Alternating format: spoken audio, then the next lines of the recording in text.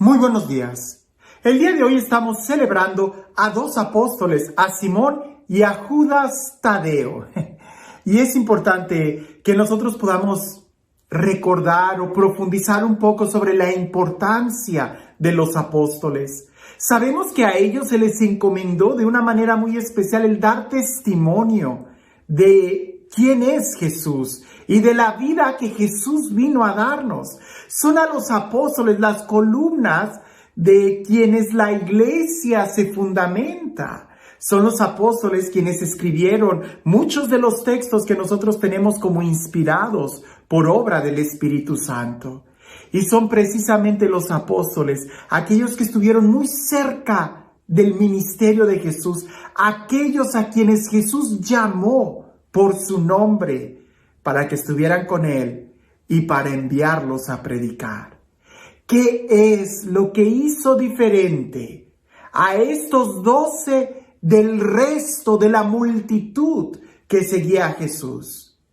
Y es muy interesante el poder detenernos un momento y analizar por qué estos 12 y no todos los que lo seguían.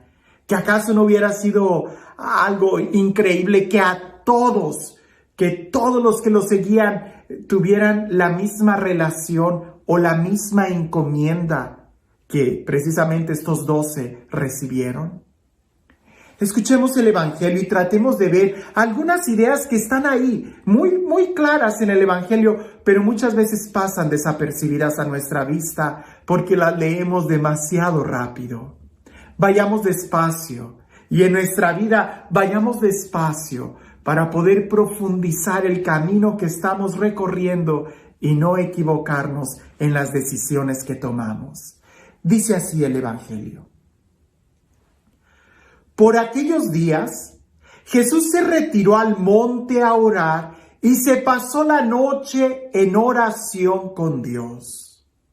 Cuando se hizo de día, llamó a sus discípulos, eligió a 12 de entre ellos y les dio el nombre de apóstoles. Eran Simón, a quien llamó Pedro, y su hermano Andrés, Santiago y Juan, Felipe y Bartolomé, Mateo y Tomás, Santiago, el hijo de Alfeo, y Simón, llamado Fanático, Judas, el hijo de Santiago, y Judas Iscariote, que fue el traidor. Al bajar del monte con sus discípulos y sus apóstoles, se detuvo en un llano. Allí se encontraba mucha gente que había venido tanto de Judea y de Jerusalén, como de la costa de Tiro y de Sidón. Habían venido a oírlo y a que los curara de sus enfermedades. Y los que eran atormentados por espíritus inmundos quedaban curados. Toda la gente procuraba tocarlo porque salía de él una fuerza que sanaba a todos. Casi la mayoría de nosotros cuando leemos este evangelio nos quedamos sorprendidos en la obra de Jesús, en cómo la multitud lo sigue, lo escucha y queda sanada. Pero se nos olvida un detalle, y a veces cuando los evangelistas mencionan la geografía o los lugares, no es tanto para mostrarnos un lugar físico, sino porque también nos quieren explicar algo más a través de esos signos. Jesús está en el monte, en la noche, y pudiéramos nosotros decir que está en un lugar alto, en una montaña quizás, porque hay un contraste entre donde está y que continúa el Evangelio diciendo, y bajó con sus discípulos y apóstoles. Lo que quiere decir es que estaba arriba con sus discípulos y abajo en el llano es donde la gente lo está esperando. Son dos situaciones diferentes. La multitud de la gente, incluso la mayoría de los milagros, por no decir que casi todos los milagros, se dan en el llano, se dan en donde Jesús está caminando. Pero en el monte es donde se da la enseñanza, en el monte es donde se da la transfiguración, en el monte arriba es donde Jesús ora, donde Jesús elige. A veces cuando nosotros estamos simplemente en el llano y no somos capaces de subir con Jesús, nos quedamos con una actitud totalmente pasiva. Y el Evangelio lo dice muy bien con los verbos. Ellos iban esperando a Jesús. No hacía nada para ir en su búsqueda. Estaban allí para escucharlo, como si fueran solamente espectadores. Y para que Jesús los sanara. Incluso algunos querían tocarlo para sentir la fuerza que salía de Jesús. E incluso los endemoniados quedaban liberados. Es decir, no queda la menor duda en que Jesús tiene la capacidad de sanar, de liberar y que hay una fuerza que sale de Él. Por supuesto, Él es Dios. Pero en donde deberíamos nosotros de poner la mirada es ¿cómo estamos nosotros? Ya sabemos que Jesús tiene el poder. Ya sabemos quién es Jesús, el Hijo de Dios vivo. Pero ¿sabemos y tenemos la claridad de cómo estamos nosotros? ¿Sabemos en qué actitud nosotros estamos? Porque al principio del Evangelio Jesús dice que se retiró al monte a orar y se pasó la noche en oración con Dios. Y aunque el Evangelio habla aquí de que Jesús se retiró al monte a orar, parece que hubo gente que lo siguió. Pues en el día, cuando se hizo de día, llamó a sus discípulos y eligió a 12 de entre ellos, les dio el nombre de apóstoles. Y continúa en el siguiente versículo, al bajar del monte con sus discípulos.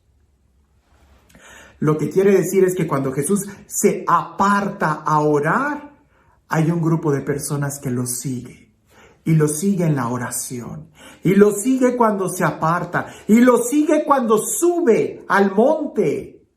Y lo sigue cuando Jesús está solo. Y lo sigue aún cuando Jesús no hace ningún milagro, cuando Jesús no va a predicar, sino simplemente cuando Jesús va a orar. Ahí hay gente que lo está siguiendo. No esperando un milagro de Él, sino más bien pudiéramos decir, amándolo. Hay gente que siguen a Jesús porque buscan un milagro. Y hay otros que solamente siguen a Jesús para estar con Él. Así como Jesús sigue al Padre y lo busca para tener un momento de oración con Él, así también hay otro grupo de personas que no quieren nada de Él, sino que lo quieren a Él. Y es precisamente a ellos a quienes Jesús llama para ser sus discípulos, para ser sus apóstoles.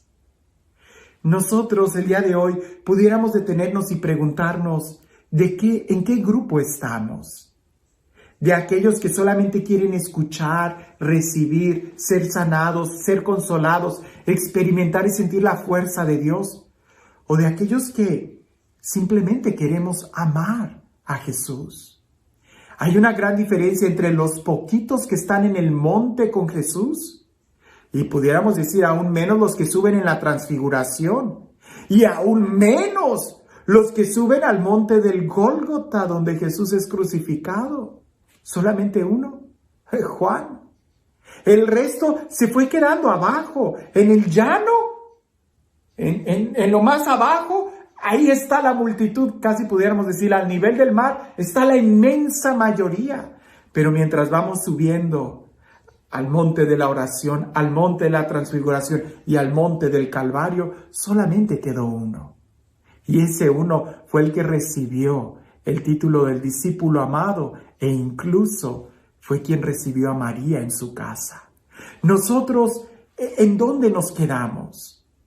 Recuerdo que una ocasión en la universidad hubo un joven, un compañero, estudiante que me hizo una pregunta y me dijo, ¿por qué ustedes los católicos veneran a Judas, que fue el que traicionó a Jesús? Y le dije, perdóname, pero hay 2 Judas en el grupo de los discípulos. Y él dijo, ¿en serio? Le decimos, sí. Si tú ni siquiera sabes distinguir las cosas más básicas de nuestra fe. Entonces, no pretendas que estás en el monte con Jesús. Si solamente estás buscando el milagro y la emoción, no pretendas que vas a ser del grupo de los que Él elija, de los que simplemente lo aman. Así que el día de hoy que celebramos a los apóstoles, y apóstoles que dieron su vida, que dieron su sangre, que dieron su testimonio, no personas que se autonombran, sino personas que fueron enviadas por Dios, por Jesús. Y al ser enviados por Él dieron testimonio en medio de la comunidad cristiana, en medio de la iglesia.